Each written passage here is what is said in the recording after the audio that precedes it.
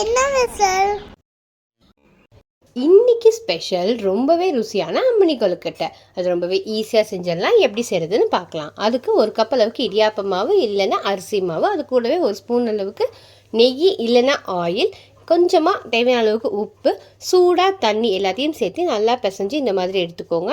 குட்டி குட்டி பால்ஸாக எடுத்து ரவுண்ட் பண்ணி எல்லா பால்ஸையும் ஒன்று சேர்த்து வச்சுக்கோங்க. நீங்கள் புது விவசாயம் இருக்கீங்க அப்படின்னா ப்ளீஸ் மறக்காமல் சப்ஸ்கிரைப் பண்ணுங்கள். இன்னும் என்ன மாதிரி வீடியோஸ் வேணும் அப்படிங்கிறதையும் கமெண்ட் பண்ணுங்கள்.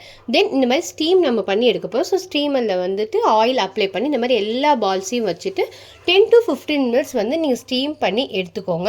உங்களுக்கு வந்து நார்மல் கொழுக்கட்டை வந்து இதோட ரெடி ஆகிடும். ஸோ வந்து இதுக்கப்புறம் நம்ம டெம்பரிங்காக ஒரு டேஸ்ட்டுக்கு வந்து நம்ம ஆட் பண்ண போகிற ஒரு தாளிப்பு. அதுக்கு ஒரு பேனில் கொஞ்சமாக ஆயில், கடுகு, உளுந்தப்பருப்பு, கறிவேப்பிலை, மிளகாய் எல்லாத்தையும் போட்டு ஒரு வதக்கிட்டு அது கூடவே நம்ம ஸ்டீம் பண்ணி எடுத்து வச்சுருக்க கொழுக்கட்டையும் சேர்த்துட்டு ஒரு 2 வதக்கு மட்டும் வதக்கி விடுங்க. ஏன்னா நம்ம ஆல்ரெடி நம்ம ரெடி பண்ணி தான் வச்சுருக்கோம். தென் இது கூடவே நம்ம வந்து இட்லி பொடி இருக்குது பார்த்தீங்கன்னா, அது ஒரு 2 ஸ்பூன் அளவுக்கு நான் மிக்ஸ் பண்ணி எடுத்துக்கிறேன். ஸோ அதை போட்டு ஃபுல்லாக மிக்ஸ் பண்ணிவிட்டு ஒரு அரை கப் அளவுக்கு துருவின தேங்காயும் சேர்த்துட்டு 2 வதக்கி இறக்குனீங்க அப்படின்னா சூப்பரான அம்மணி கொழுக்கட்டை ரெடி. லைக் பண்ணுங்க, சப்ஸ்கிரைப் பண்ணுங்க. Thank you.